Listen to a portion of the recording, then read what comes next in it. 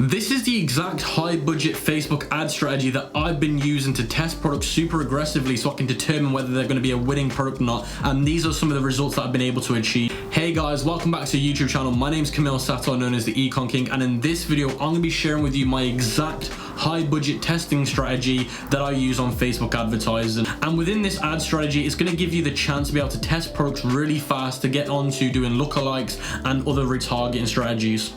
Now, for those that are watching this and like, Cam, what about a low budget Facebook ad strategy? I've already made a low budget Facebook ad strategy and I'll leave that in the cards. It's in my free Shopify dropshipping course. So you're probably thinking, who is this high budget Facebook ad strategy for? It's for those that have a larger cash flow, and it's for those that want to test products a lot more faster and a lot more aggressively, so you can then lead on to getting a winning product.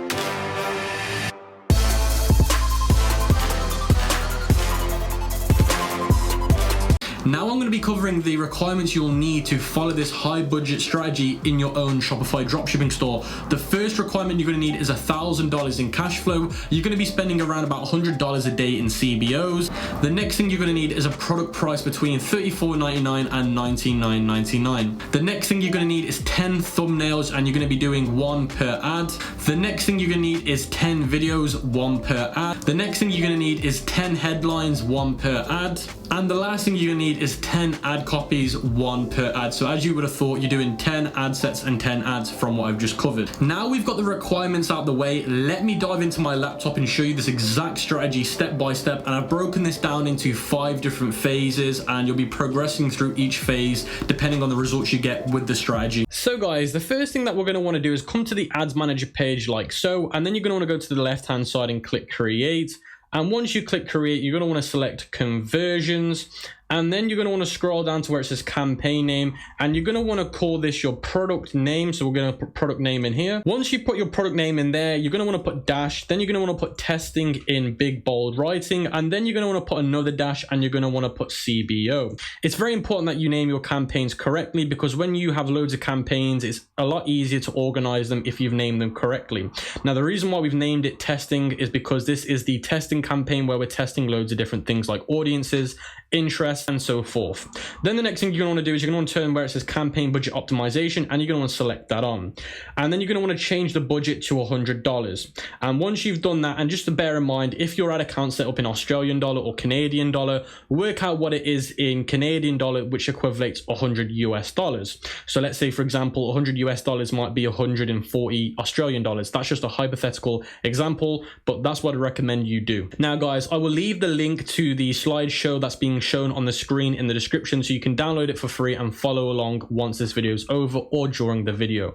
Then once you've done that, you want to go to where it says ad set name, and you're just going to want to delete everything that's in there and leave it blank, because we don't know what we're doing yet till we found an interest for our ad set. Then what you're going to want to do is you're going to want to scroll down and go to where it says choose event, and you're going to want to select purchase. Now yours might come up with this message as well. Ignore it, don't worry about it. Whatever these guys say, Facebook say, ignore it. A lot of times it's just nonsense and you don't need to worry too much about it. Even if this shows red, ignore it, just carry on as normal. Once you've done that, you want to scroll down to where it says locations, and you're going to want to hit edit, and then you're going to want to go to where it says add locations in bulk, click select, click countries, and then you want to go to a blog article, and I'll leave this in the description as well, where you can basically copy and paste the ePacket countries over like so forth. Then you want to hit match locations, and then what you're going to want to do is you're going to want to delete some of these, so it's very important that you follow this along correctly. So Canada here is what I will be deleting. Now at the time of recording, at the time of uploading, we're currently in a global pandemic, and Canada is one of the countries that I don't recommend selling to at the moment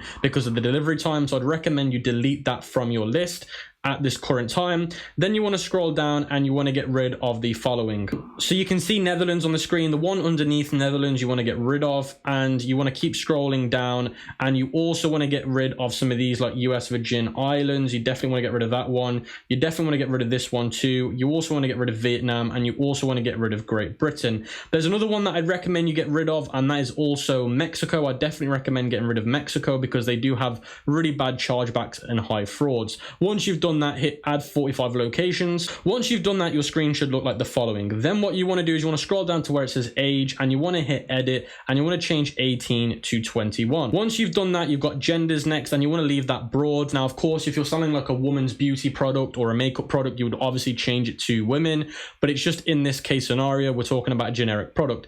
The next thing is detailed targeting. Now, detailed targeting is your interest targeting, trying to target different people and different audiences. Now, for this case scenario, let's say hypothetically, I'm selling a fashionable women's or men's streetwear brand or something like that. So what I might want to search for is street fashion, because it's a street fashion product. So I might type in street fashion, and you can see that interest right there has now come up. So depending on what product you're selling, you might want to look at things like magazines, pages, events, influencers. Because I'm doing things like street fashion, I might want to do things like Vogue. I might want to do things like London Fashion Week, New York Fashion Week, Paris Fashion Week. I might want to target influencers like Kanye West, Kim Kardashian, things like Virgil, who owns Off-White, things like that. I might want to also target brands like Off-White. I might want to target brands like Moschino. Those are the kind of interests that I could possibly use. Now, if you still are struggling for interest, what you can do is you can head over to this website called Nerdy Solutions right here. I'll leave the link in the description, and then you can go to the top where it says search for keyword, and you can do what I just did. Type in what you're doing. So let's say streetwear. So I'm going to type in streetwear, and then I'm going to click search, and then it's going to give me loads of suggestions on what I could use. So that's another great way to find interest. Now, when picking interest, you want your audience size to be between 10 million and 250 million. So if you look on the right hand side, you can see here potential reach. Now, I wouldn't look at that right now because there's a few things we need to change before assessing the potential reach. The first thing that we need to do is go to where it says languages, click edit, and we're going to want to enter English all. Once you've selected English all, your potential reach will massively decrease, and you can see now my potential reach is going to be 60 million. And like I said before, you want your potential reach between 10 million and 250 million. Now, there's going to be a lot of people thinking, oh my God, the audience size is huge. Why are you doing it so big? Now, Facebook's machine learning has become so good now. When you're spending a high budget like we are today, you can get away with targeting very broad interest. And the reason why we want to do that is because we want to try and collect enough data so then we can narrow down. Because at the end of the day, if you want to scale for longer periods of time, you have to start with a very broad audience. And then when you scale, it will slowly go and decrease. That way you've got longer times of scalability. Now, let's say you're using interest, but they're under 10 million and you're really struggling to find interests that are over 10 million. Another thing you can do is expand the interest box, which is this right here. And you can see when I expand it, it takes it all up to 410 million. So what I'm trying to say is if you have an interest and it doesn't match 10 million or above, it might be worth expanding the interest.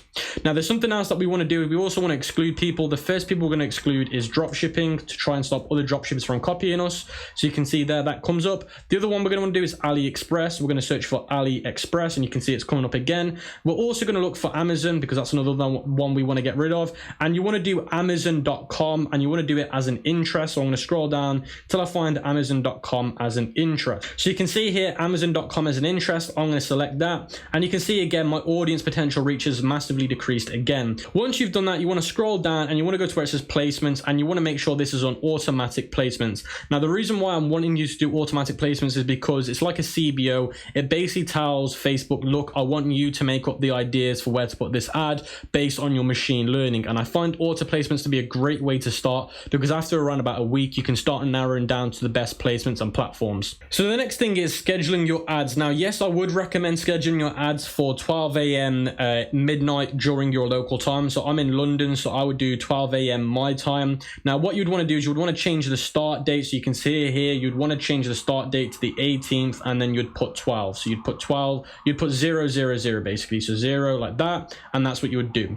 And then what you want to do is you want to change the end date to like 6 months ahead. So guys, you can see I've made the start date midnight the next day, and then I've made the end date October, so that's a lot longer away. So the reason why I've done that is because some people's ad accounts won't let them make a start date, but then they can't actually make one. So the way around this glitch is by making a start and end date, and just making sure that your end date is way ahead by like months and months and months. That way you don't need to worry about anything. You want to change the ad set spending limit to $5, and you do not want to put a maximum. Always only only set a minimum. Now this again, guys, is $5 USD. So if you're in another country like Australia and you're doing Australian dollars, whatever $5 US is in Canadian or Australian. So let's say $5 US is, for example, $8 in Australia. So that's what you'd want to do. Once you've done that, guys, you want to scroll right back to the top again, and you want to change your ad set name to the actual interest you use. So if we have a look at what interest I use street fashion. Then you're going to want to put another dash, and you're going to want to put 21 to 65,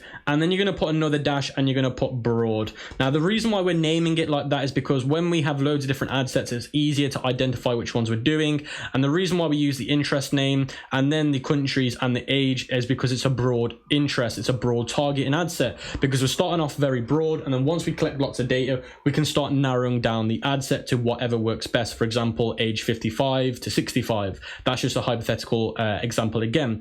So let me just quickly explain what we've done here so you guys understand. So we started off with a CBO campaign right here, conversions, CBO, and a CBO stands for campaign budget optimization. It basically spends the money on the campaign level, not the ad set level. That way it distributes the money on whatever works the best.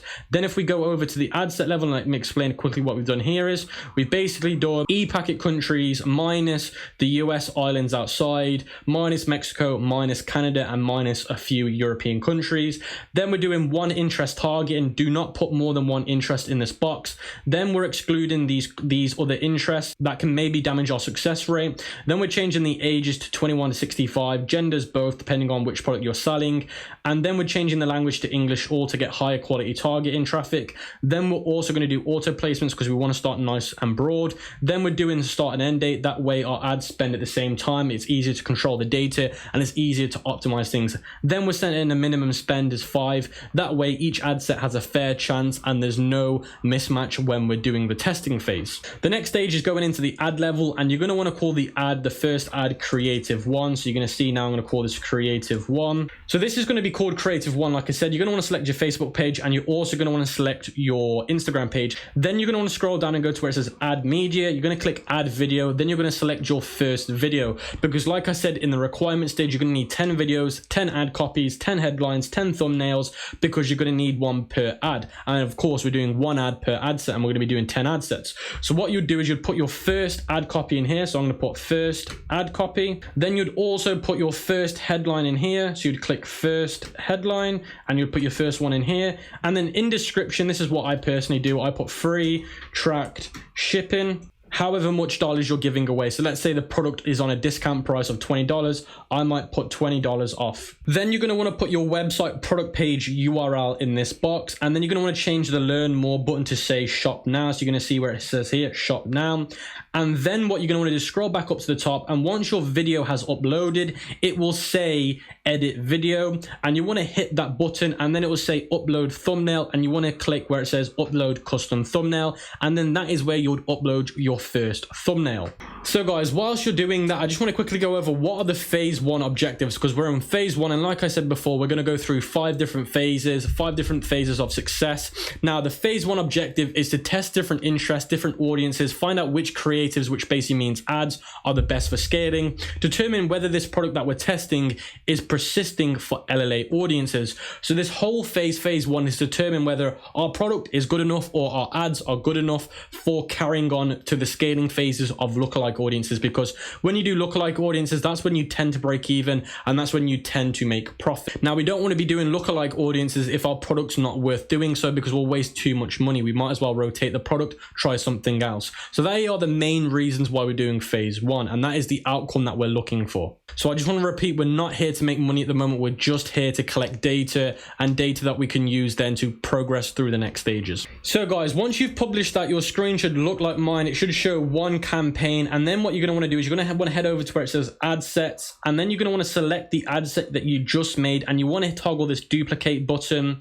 And then you're going to want to change the number of copies to 9. So you can see here, I've changed it to 9. And then you're going to want to hit duplicate.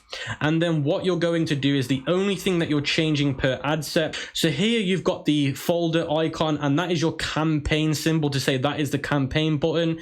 Then you've got these 4 box icons. They're your ad set level. Then you've got this little TV post button, and that is your creative, being the video. So the campaign is the folder. The 4 boxes are the ad set, and the kind of page looking, video looking looking thing is the actual ad where you change the video and whatnot. You're gonna want to change each ad set, and the only thing you're changing in the ad set, guys, is just the interest. So guys, when you scroll down to the bottom on the left hand side, this one right here will be your original ad set. That's the one you will not be touching. This one you leave alone. You want to scroll back to the top.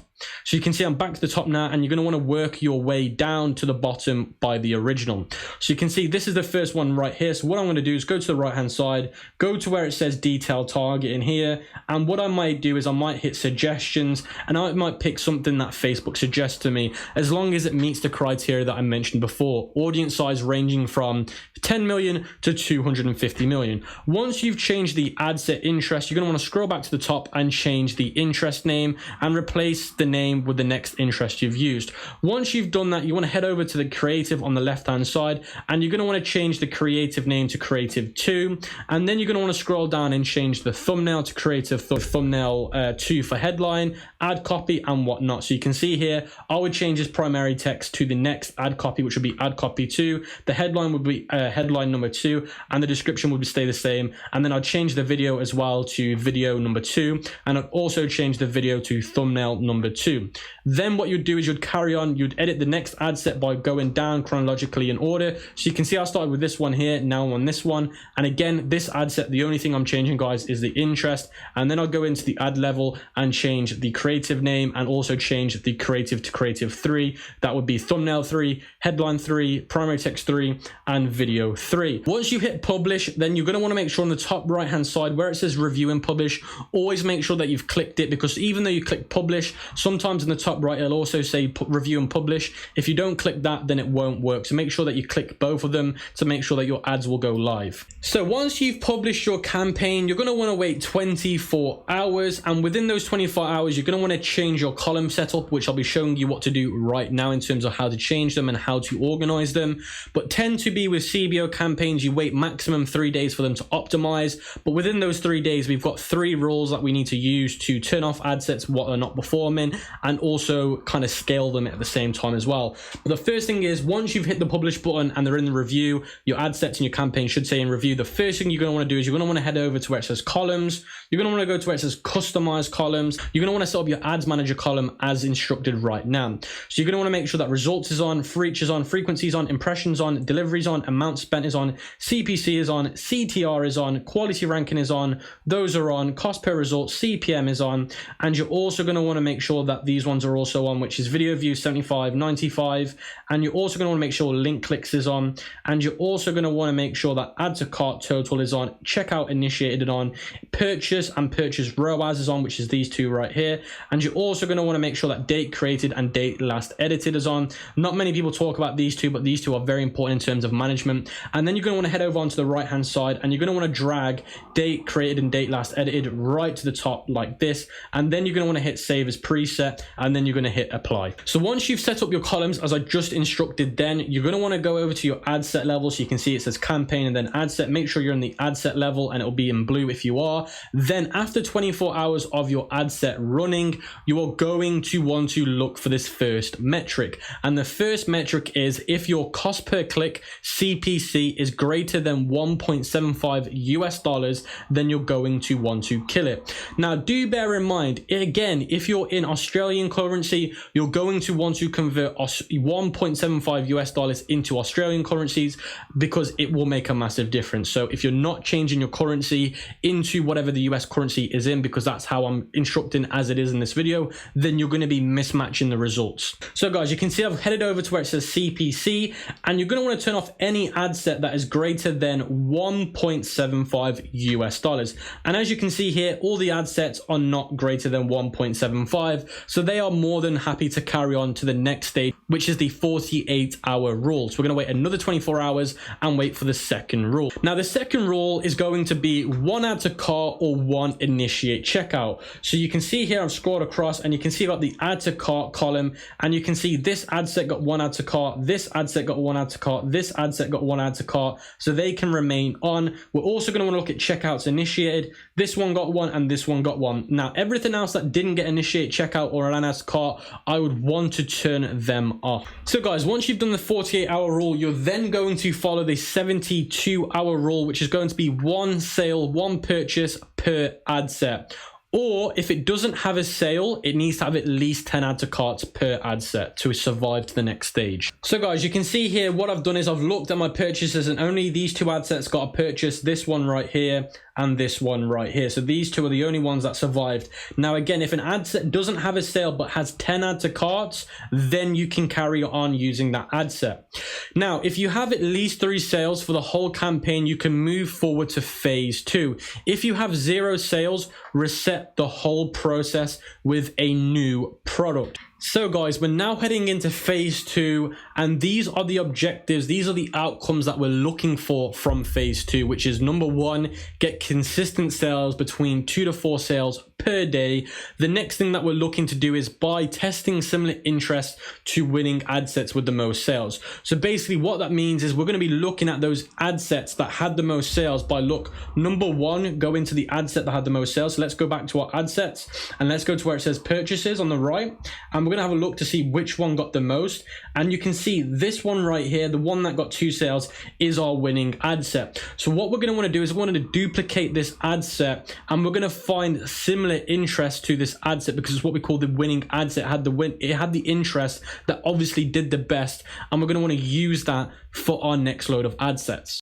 We're not only doing that, but we're also going to be using the same winning ad with the most add to carts and click-through rates. So we're not just taking the ad set with the most sales, because that's just one part of the pie. That's only one part of the solution, because at the end of the day, that's what we call the winning target audience. But we also need to look for the winning creative, because if we put the winning creative and the winning targeting together, that will give us the best results for the next phase. So how we do that, guys, is by going to add to cart ratio and CTR ratio. So we're going to go right hand side and we're going to be looking for CTR and add to cart ratios. So you can see here I've got my CTR ratios, and we're going to be looking for the ad with the best CTR, which is going to be this one right here with a 1.9 CTR. Then we're going to be looking at add to cart ratio to determine which is truly our best creative. Now, like I said, based on CTR, this is our best one, and what came second was this one right here. But if we look at the actual add to cart ratio, this one only got 1, but this one got 3. Although this one was better by 0.3%, if we look at the add to cart, because add to carts are more important, we can see this one wins. So this one would be classed as our winning creative. So what we would do is we would pair the winning interest with this right here, creative number 9. So guys, now we've worked out what our best winning ad set is, and we've also worked out what our best ad is, which is creative 9. We can go back to the ad set level and highlight the one that was the winning one in the ad set level. We're going to want to duplicate it, and we want to change the number of copies to 9 like this, and then you're going to want to hit duplicate. So now what we're going to be doing, guys, is we're going to be scrolling down in the ad set level, and again, remember the ad set levels are the ones in blue with the boxes, and the ones that are the ads are the ones in green with a little kind of page post symbol. And you're going to scroll down and you're just going to simply do this. Go to detail targeting, click edit. Then what you're going to want to do is you're going to want to go to where it says suggestions, and you're just going to pick anything on the suggestion list. Then you're going to want to pick an interest related to your winning interest, and as long as the potential reaches between 5 million and 250 million, you're allowed to use it. So you're going to call your ad name winning creative, and you're going to call all the new ads, which is 10 ads, winning creative.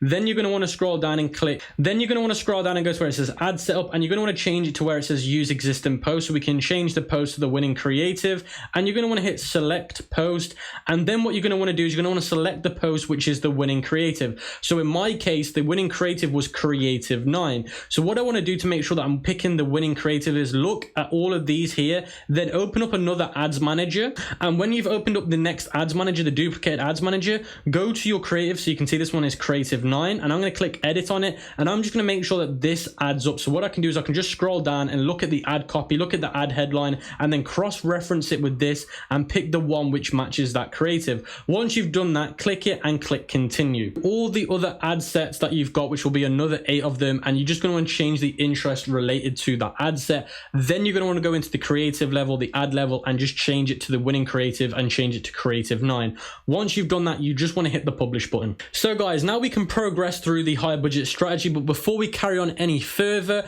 I just want to clarify this one thing. So all the losing ad sets that didn't meet the 72-hour rule, which is basically having a sale after 72 hours, make sure you've turned those ad sets off. Again, repeat that. All the ad sets in phase 1 that are the losing ad sets which didn't meet the 72-hour rule, which is basically turning them off if they didn't get a sale, make sure you have done that before we carry on any further. Now, so guys, another thing that's really important that I should mention is if you say, let's say hypothetically, you've now got 14 ad sets.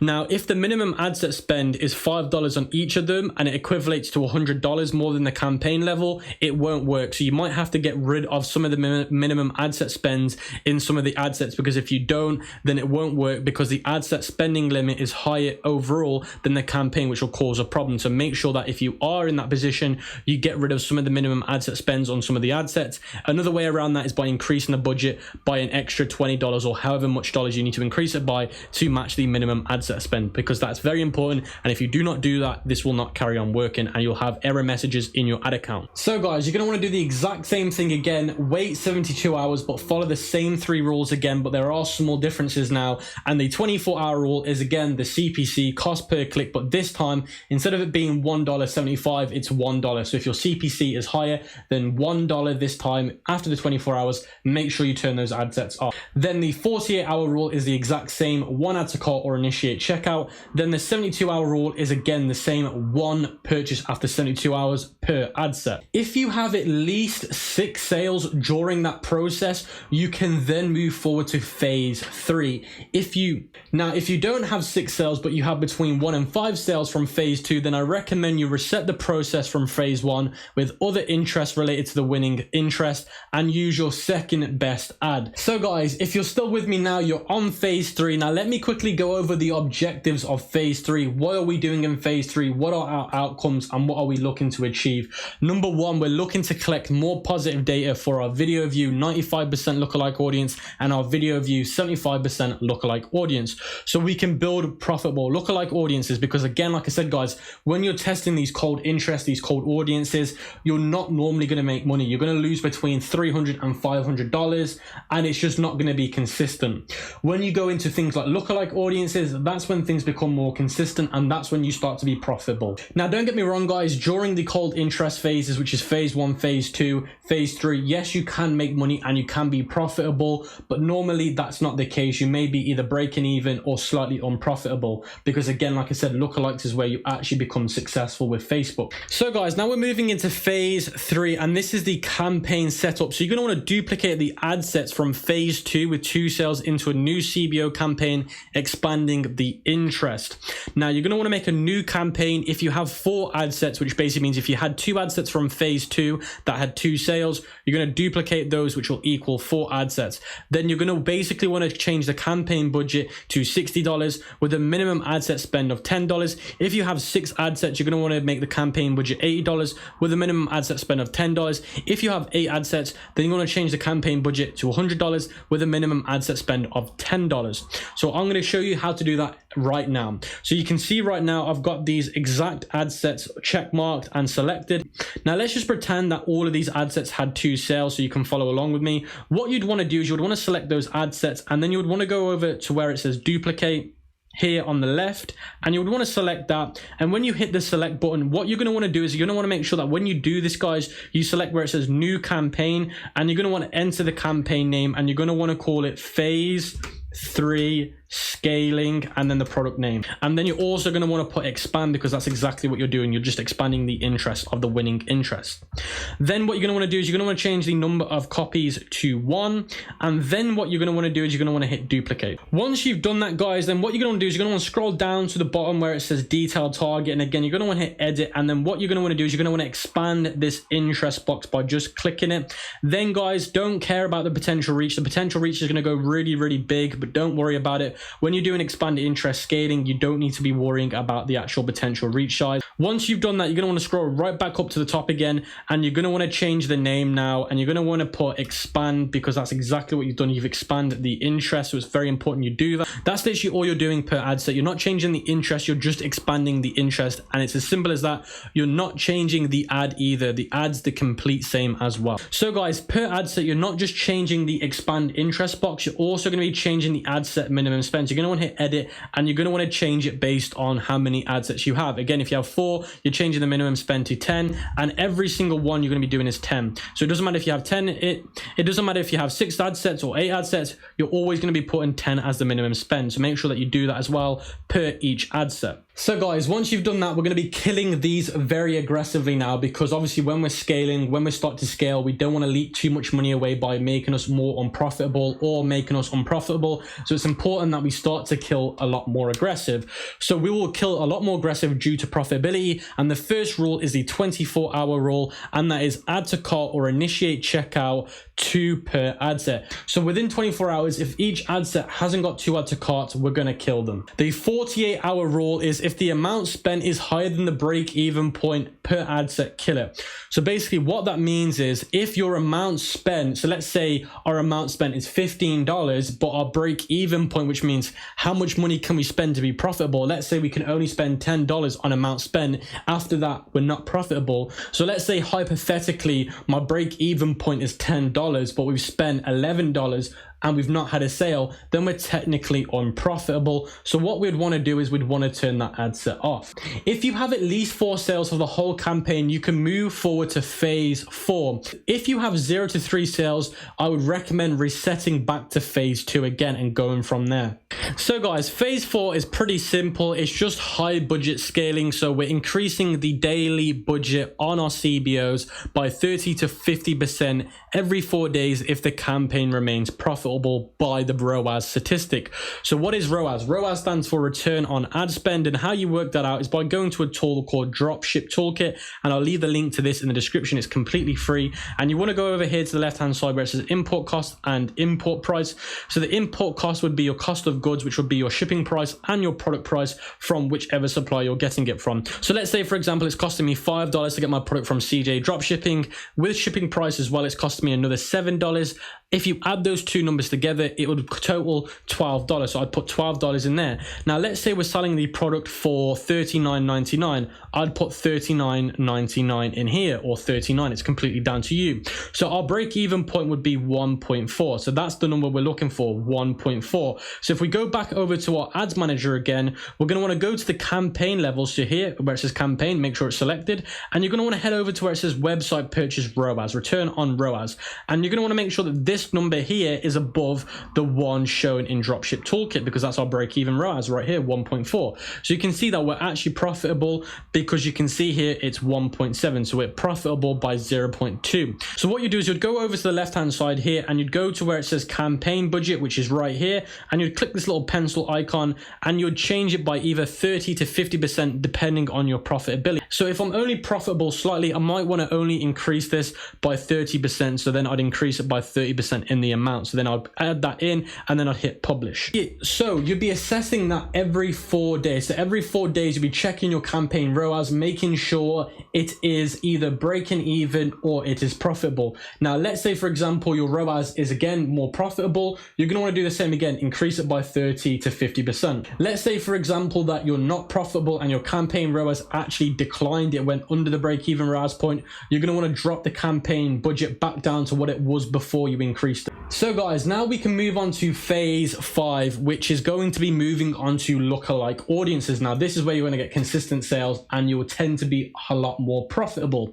Now what do you need to move on to lookalike audience? You need to either spend $500 or have the following: 2,000 video view 75% or 2,000 video view 95%. Now I recommend getting both of them at the same time, because it makes a better lookalike audience. So if you go back to your ads manager, go to the campaign campaign level, go to the column that says video view plays at 95 and video views that play at 75%. And you're going to want to make sure that both of these columns say 2000. So you're going to want to make sure that both columns say 2000. Once you've done that, you can do what we call a video view lookalike audience, and you can scale using that method. So guys, now I'm going to be showing you how to make a lookalike audience for phase 5 and for your video views, as long as you met the following requirements that I mentioned before. So you're going to want to open up another ads manager, and you're going to go to where it says create custom audience. Then you're going to head over to where it says video. You're going to want to select that, and you're going to want to go to where it says choose a content type. You're going to want to select 75 and 95, and you're going to want to hit browse again and choose 95. Then you're going to go to where it says choose video,